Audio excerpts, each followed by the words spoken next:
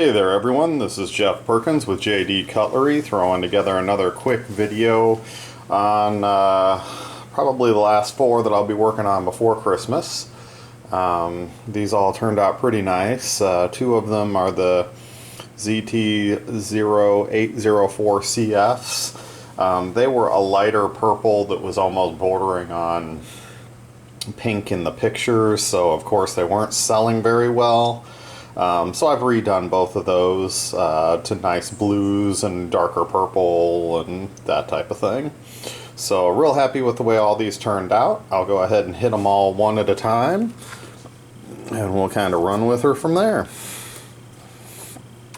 Go ahead and start off with the first of the 804CFs. It's a high voltage blue, and it's got nice purple hue to it. Some lights you get more blue, some lights the purple's popping. You can't really see, of course, with the current video exactly how much purple's in it, because I have a hard time getting that purple to show up. The drizzle is green. You've got a brighter green here. There is a little bit of the black coating, kind of a shade around the edge. I've satin finished the top, and this has an orange peel with just a little bit of that black wash for kind of a shadowy effect all the way around. So definitely happy with the way this one turned out. Up here at the edge, again, you've got a little bit of that shadow, and the green has the shadow going into it from the drizzle. So, but these are very nice knives. Carbon fiber is real nice on them. Nice weave to them. These are the ZT0450s. As far as steel lockup's probably about 40%. This one centers up really nicely. A lot of these, because of the way this pivot is set up, a lot of these are a little bit off. The other blue one you're going to see is a little bit off. This one's just about perfect. Flipping action on these, really nice. Comes down with the weight of the blade, no problem. Overall, really cool looking knife. A little bit of brighter green right there, but that's just kind of how that turned out. I think that little bit of black that's still in there for the shadow threw off the voltage a little bit. Didn't do anything with the pocket clip on this. It is a nice titanium pocket clip, black coating, CT logo of course. Has a nice spacer in the back that's been grooved for a little more aesthetic pleasure. Definitely a nice looking knife. That black blade looks really sharp, and I think the color really adds to this one. They are very hard to work on. Zero Tolerance's black coating is just crazy. It's impossible to get off with paint thinner or stripper or anything like that. So you pretty much have to basically grind it off. Again, satin flats on this one. Tiny bit of shadow on the top edges all the way around. You got a tiny bit of shadow, and it's an orange peel effect on those edges all the way around.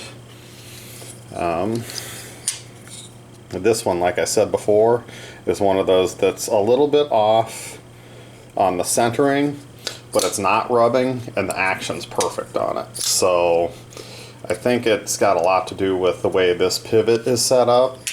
Most of these zero tolerances, you're screwing the pivot in from this side, and that pulls your blade that direction.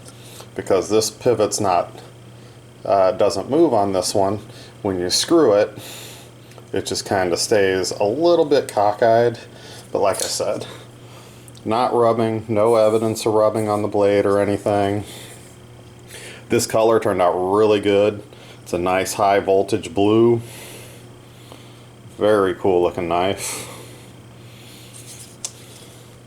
Good size knife too.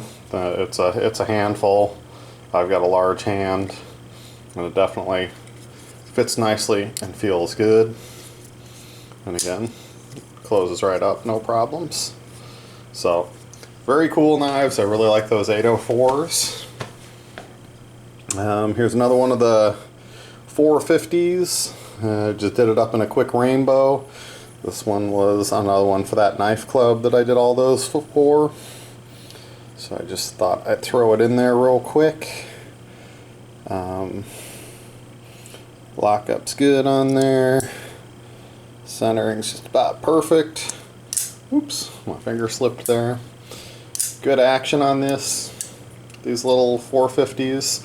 Great EDC knife, man. It's just the perfect size, perfect weight, good little knives.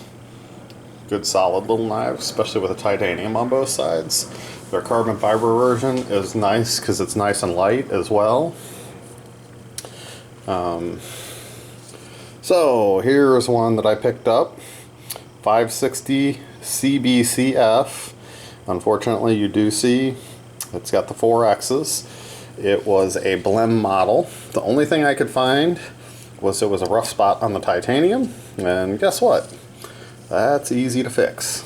So, fixed it up a little bit, did some nice anodizing to it, buffed all the hardware, and then heat anodized it bronze, including the pocket clip. This does have a cool purple hue to it. It's definitely a mainly blue, but as you turn it in the different lights, you can see the purple pop out. Really cool looking little knife. I did do the bronze on the carbon fiber side as well. Smoothed out the carbon fiber a little bit. It was a tad bit rougher than I wanted. There's a tiny bit of texture in the titanium. You can see it there. They also tried to put that texture into the carbon fiber, and I smoothed it out a little bit because I like a little smoother knife. And of course, the cool part of this knife is the 2 different types of steel that have been bonded with copper. It's the S10V. This one's serial number 1406. And this is going to be my Christmas present. So, my wife went ahead and let me get it. And I figured I'd throw some color on it, because with it being a blem version, definitely isn't going to hurt the value.